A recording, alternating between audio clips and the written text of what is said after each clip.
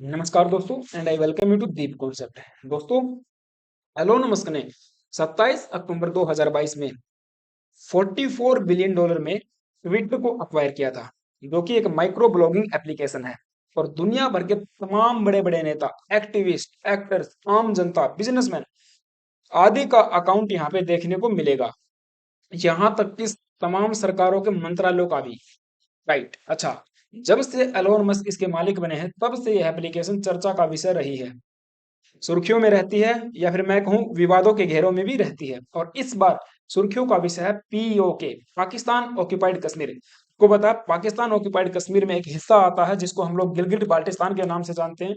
ये दो हिस्से हैं, दो रीजन हैं, एक तो गिलगिट और दूसरा बाल्टिस्तान। दोनों को मिलाकर हम लोग बोलते हैं गिलगिट बाल्टिस्तान, हालांकि आते दोनों पीओके के अंदर ही हैं। अब रिसेंटली हुआ क्या है, जब पीओके के अंदर पाकिस्तानी मूल के लोगों ने ट्विटर को यूज किया, तो उनकी लोकेशन गिलगिट बाल्टिस्तान पीओके न शो करके जम्मू एंड कश्मीर शो की गई। पहली बात तो ये। दूसरी बात, जब इन लोगों के द्वारा, पाकिस्तानी मूल के लोगों के द्वारा, पाकिस्तान सरकार का जो ऑफिशियल हैंडल है उसको एक्सेस करने की कोशिश की गई, या उसके ट्वीट्स वगैरह पढ़ने की कोशिश की गई, उसको भी ट्विटर के द्वारा डिनाई कर दिया गया। ट्विटर ने बोला, देखिए आप बैठे हो जम्मू एंड कश्मीर में, जो कि भारत का हिस्सा, इट मीन्स आप इंडिया में बैठे हो, और आप इन ट्विटर हैंडल्स को एक्सेस नहीं कर सकते हो। क्यों? क्योंकि भारत सरकार ने इनको बैन करके रखा हुआ है। अब इसी बात को लेकर पूरे पाकिस्तान में हड़कंप मच जाता है, मिलिट्री में, ऑफिशियल्स में, या फिर जो इनके जर्नलिस्ट हैं, पूरी इंडस्ट्री में, पूरे क्षेत्र में पाकिस्तान में हड़कंप मच जाता है कि देखिए ट्विटर ने शो कर दिया है जो गिलगिट बाल्टिस्तान है वो भारत का हिस्सा है। एक्चुअल में अगर आप देखोगे तो भारत का हिस्सा था, है और रहेगा। आज के लेक्चर में हम लोग चर्चा करेंगे एक्चुअल में मामला क्या है, ट्विटर का इसके ऊपर क्या कहना है, एलोन मस्क का इसके ऊपर क्या कहना है, भारत सरकार की क्या प्रतिक्रिया है। अगर हम लोग पाकिस्तान की बात करें तो उनकी इसके ऊपर क्या राय है, क्या उसके ऊपर प्रतिक्रिया दी गई है। राइट। लेकिन दोस्तों, जैसा कि आपको पता है, आर्टिकल 370 के एब्रोगेशन के बाद जम्मू एंड कश्मीर राज्य का बाइफर्केशन किया गया, और दो नए यूटी सामने उभर कर आते हैं। That is the Ladakh and Jammu and Kashmir. ये वाला जम्मू का रीजन है और नीचे वाला कश्मीर का है, और ये आपको पता लद्दाख है। ये जो पूरा रीजन आप देख पा रहे हो, ये आधिकारिक मैप है भारत सरकार के द्वारा जिसको लॉन्च किया गया है। लेकिन अगर आप देखोगे प्रशासनिक दृष्टि से, हमको ये मैप देखने को मिलेगा, लेकिन आधिकारिक रूप से हमारा ये मैप है। हम इसको मानते हैं कि ये पूरा रीजन, जो कि पीओके वाला जो रीजन है, पाकिस्तान ऑक्यूपाइड कश्मीर वाला, ये इधर वाला जो आजाद कश्मीर, जिसको पाकिस्तान आजाद कश्मीर के नाम से जानता है, अक्साई चीन और कुछ हिस्सा यहाँ पे जो कि चाइना के द्वारा अक्वायर किया हुआ है, ये सब हिस्सा भारत का था, है और रहेगा, और कभी ना कभी इसको ले लिया जाएगा। ये भारत सरकार का एजेंडा है। अब प्रशासनिक दृष्टि से अगर आप देखोगे तो केवल इतना एरिया ही जो कि लद्दाख का है, और इतना एरिया जम्मू एंड कश्मीर का है, हमारे पास है। इसको हम लोग एडमिनिस्ट्रेशन संभालते हैं। राइट, क्योंकि हमारी मिलिट्री इसी को देखभाल करती है। अब ये वाला जो रीजन है, आई एम श्योर कि आपको इसको पता है, इसको आजाद कश्मीर के नाम से जाना जाता है, जो कि 13,000 वर्ग किलोमीटर के आसपास का एरिया है।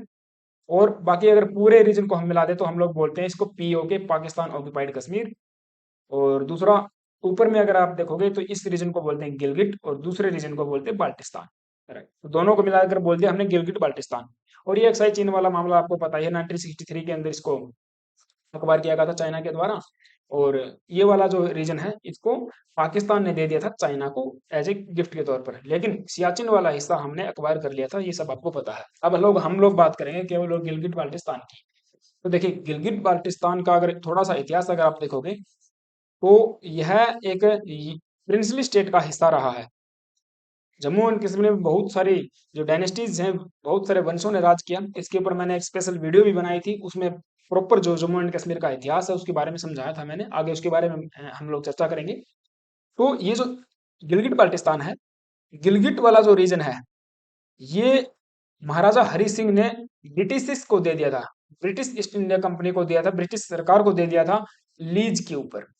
राइट, और यहाँ पर बैठाया जाता था गवर्नर। उस टाइम पे गवर्नर का 1947 की अगर हम बात करते हैं आजादी के समय, तो उस टाइम पे यहाँ पे गवर्नर बैठे थे विलियम करके, William brown, William Alexander brown. Right, तो उसकी यहाँ पे सेना भी थी जिसको गिलगिट स्काउट के नाम से जाना जाता था। अब इस गिलगिट स्काउट ने, आपको पता है, इसके अंदर अ, विद्रोह कर दिया था 1947 के समय, जब भारत और पाकिस्तान अलग हो रहे थे। और उस विद्रोह के बाद से ये पूरा वाला रीजन इनके द्वारा अक्वायर कर लिया था। और 1948 में आपको पता है भारत पाकिस्तान का युद्ध होता है, तो उसमें हमने कारगिल वगैरह वाला जो हिस्सा है वो अपने हिस्से में ले लिया और बाकी बहुत सारा हिस्सा पाकिस्तान में चला जाता है। और फिर यहाँ पे एक काउंसिल होती है, उस काउंसिल के द्वारा ही इसका जो एडमिनिस्ट्रेशन है देखा जाता था। उसने बोल दिया कि देखिए, हम लोग न तो भारत के साथ में आएंगे न पाकिस्तान के साथ में, एक अलग से देश बनाने की मांग करते हैं। हालांकि अलग से देश बनने की कोई मांग इनकी पूरी हुई नहीं। फिर उन्होंने बोला कि हम लोग पाकिस्तान में जाएंगे, लेकिन पाकिस्तान की सरकार केवल इसको इसका एडमिनिस्ट्रेशन देख सकती है प्रशासनिक दृष्टि से, अगर बाहरी रूप से हम देखेंगे। लेकिन जो इसको फुल ऑटोनोमस रीजन के रूप में माना जाएगा। जो इंटरनल जो मैटर रहेगा वो यहाँ की जो काउंसिल है, यहाँ की जो सरकार है वो इसको देखेगी, राइट। केवल एक्सटर्नल अफेयर के जो मामले हैं और मिलिट्री के जो मामले हैं उनको पाकिस्तान की सरकार देखने वाली है। ऐसा उन्होंने फिर इनके साथ समझौता किया और वो कई समझौते के रूप में इसको शामिल किया जाता है। लेकिन अगर हम देखते हैं, गिलगिट बाल्टिस्तान के लोग हमेशा से यही चाहते थे कि हम लोग भारत का हिस्सा बने, क्योंकि आप देखोगे भारत के विकास में और इन पाकिस्तान के विकास में रात दिन का अंतर है। इस एरिया के अंदर पाकिस्तान की सरकार के द्वारा कोई भी डेवलपमेंट का कार्य नहीं किया गया है। अगर इकोनॉमी की हम बात करते हैं तो इस रीजन में मुख्य रूप से एग्रीकल्चर या फिर थोड़ा बहुत टूरिज्म के रूप में ही यहाँ पे आमदनी होती है। बाकी कोई भी यहाँ पे बड़ी फैक्ट्री, बड़ा कोई कारखाना, कोई मिल, कोई कंपनी यहाँ पे आपको नहीं देखने को मिलेगी। ये पूरा रीजन माउंटेनियस है, टेरेन इलाका होने की वजह से इसके अंदर एक्सेसिबिलिटी भी बहुत कम है। ना ही नेटवर्क देखने को मिलता है, ना ही इसके अंदर काफी सुविधाएं देखने को मिलती हैं, क्योंकि पाकिस्तान की सरकार ने हमेशा से इस रीजन को नेगलेक्ट किया है। आपको पता है पाकिस्तान के अंदर आपको 4 प्रांत देखने को मिलते हैं। सिंध पंजाब प्रांत जो कि इनका मुख्य प्रांत है, जहां से ही सरकार का संचालन होता है। नीचे आपको यहाँ बलूचिस्तान देखने को मिलेगा, यहाँ पे एक सिंध प्रांत देखने को मिलता है। ऊपर खैबर पख्तूनवा है, और खैबर पख्तूनवा में भी आप देखोगे तो बहुत सारे रिबेल ग्रुप इकट्ठा हो गए हैं, स्टार्ट हो गए हैं। तो पाकिस्तान का एक दिन देखिए आप 4 हिस्सों के अंदर विभाजन होना तय है, और वो हो भी जाएगा। क्योंकि डेवलपमेंट अगर आप देखोगे, न तो इन्होंने बलूचिस्तान में किया है, न खैबर पख्तूनवा में किया है, न थोड़ा बहुत किया है तो सिंध में भी किया है, और पंजाब में सारा का सारा इनका फोकस है, राइट। तो ये चीज है। अब देखिए रिसेंटली मामला क्या हुआ है, ये बहुत बहुत सारे मीडिया हाउसेज ने इसको कवर किया है। Twitter relocate Gilgit Baltistan users to India, अर्थात गिलगिट बाल्टिस्तान के यूजर्स को इंडिया में लोकेट कर दिया गया है।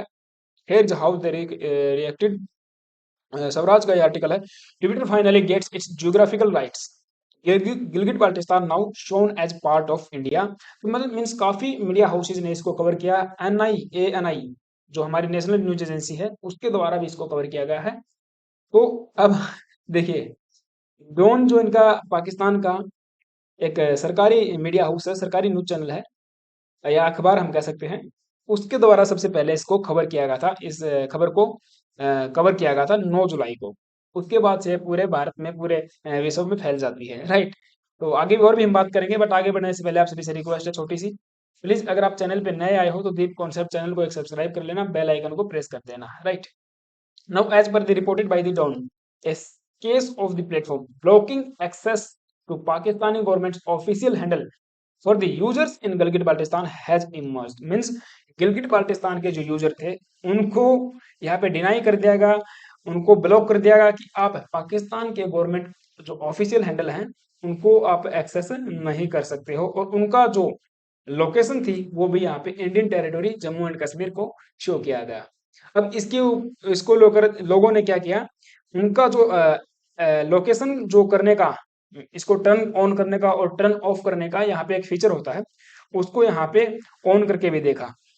तो भी यहाँ पे एक प्रकार से आप देखोगे इसको रीजन को बदला नहीं गया, फिर भी वो जम्मू एंड कश्मीर ही दिखाता रहा। अब लोगों ने इसको लेकर कंप्लेंट की, बहुत सारे ट्वीट्स इसको लेकर आते रहे। आप देख पाओगे यहाँ पे कोई सिना सिना करके पाकिस्तानी लोग हैं, इन्होंने कहा while I am in Gilgit with my location on Twitter locates me in Jammu and Kashmir and yes government of Pakistan isn't accessible either। न तो गवर्नमेंट ऑफ पाकिस्तान को एक्सेस कर पा रहे हैं और हमारी लोकेशन भी कहीं और ही शो कर दी गई है। आप देखोगे 7 जुलाई को इन्होंने ट्वीट किया था फ्रॉम जम्मू एंड कश्मीर, यहाँ पे दिखा रहा है फ्रॉम जम्मू एंड कश्मीर। तो ये चीज है, यहाँ पे अकाउंट विद हेल्ड करके शो कर दिया गया। क्योंकि मैं आपको बता दूं 2022 के अंदर भी, जून 2022 में और मार्च 2023 में भारत सरकार ने पाकिस्तान सरकार के जो गवर्नमेंट के ट्विटर हैंडल थे, मंत्रालयों के ट्विटर हैंडल थे, आईएसआई से जुड़े हुए कुछ ट्विटर हैंडल थे जो कि एंटी इंडिया कंटेंट को अप्रोच रहे थे, उनको यहाँ पे विदहेल्ड कर दिया, बैन कर दिया था कि ट्विटर को बोल दिया आप इंडिया के अंदर इनको एक्सेस नहीं कर पाओगे, मीन्स इंडिया के अंदर बैठा हुआ आदमी इसको एक्सेस नहीं कर पाएगा, राइट। जब ये एक्सेस करना चाहते थे तो इस प्रकार से कुछ नोटिफिकेशन इनके सामने आ रहा था कि एक लीगल डिमांड के आधार पर हमने इसको विदहेल्ड किया हुआ भारत सरकार के द्वारा, क्योंकि आपको पता है कोई भी सरकार जब ट्विटर को या फिर दूसरी कंपनीज को बोलती है कि आप इस चीज को एक्सेस नहीं कर सकते हो, तो उनके रूल एंड रेगुलेशन के अनुसार इनको चलना पड़ता है, राइट। अब भारत सरकार ने तो इसके ऊपर कोई भी क्लैरिफिकेशन नहीं दिया है और देना भी नहीं चाहिए, पहली बात। दूसरी बात, पाकिस्तान की सरकार को यहाँ पे अपनी जनता को क्लेरिफिकेशन देना पड़ा। ये आप देख पाओगे, इनको द्वारा ट्वीट करके बताया गया पाकिस्तान टेली कम्युनिकेशन अथॉरिटी के द्वारा कि देखिए ये बस आईओएस के कुछ डिवाइसेस थे जो यानी कि जिन फोनों के जिन मोबाइल फोन में आईओएस जो ऑपरेटिंग सिस्टम है उनके अंदर ये थोड़ी सी प्रॉब्लम देखने को मिलती है, वाइड स्प्रेड प्रॉब्लम नहीं है। और कुछ यूजर्स थे जिनको ये प्रॉब्लम फेस हुई थी, बाकी इसमें घबराने की बात नहीं है। तो इस प्रकार से इन्होंने क्लैरिफिकेशन दिया। एलोन मस्क से जवाब मांगा तो इन्होंने इसके ऊपर कोई भी जवाब देने से मना कर दिया, राइट। तो ये चीज है। अब देखिए हमारे जो मंत्री हैं, हमारे जो मिनिस्टर लोग हैं, या फिर जो हमारे एमपी एमएलएज हैं, और हमारा यूएन के अंदर जो परमानेंट मिशन है, वो सब अब रिसेंट के ईयर्स में आप देखोगे तो बहुत ही एग्रेसिव तरीके से पाकिस्तान को लताड़ लगाते हैं कि देखिए ये जम्मू कश्मीर वाला जो हिस्सा, आप जल्दी बताइए इसको कब खाली करने वाले हो, ये भारत का हिस्सा है, था और रहेगा। पीछे भी मैंने इसके ऊपर वीडियो बनाई थी और काफी अच्छे ढंग से मैंने जम्मू एंड कश्मीर का इतिहास समझाया था। ये न्यूज थी to return POK its government agenda, Kashmir का इतिहास, ललितादित्य से लेकर महाराजा हरि सिंह तक। पार्ट 1 तो मैंने कवर कर दिया था, तो इसमें बहुत कुछ हमने डिस्कस किया था, राइट। तो ये न्यूज थी, आई होप कि आपको चीजें समझ में आई होंगी। लेक्चर कैसा लगा मुझे कमेंट बॉक्स में आप बता सकते हैं, पहली बात। दूसरी बात, अगर चैनल पे आप नए आए हो तो प्लीज एक सब्सक्राइब जरूर कर लेना, और वीडियो अच्छी लगी तो लाइक कर देना, और भी अच्छी लगी तो अपने फ्रेंड्स के साथ में शेयर जरूर करना। तब तक के लिए thank you guys, have a nice day, stay tuned and stay with us. जय हिंद।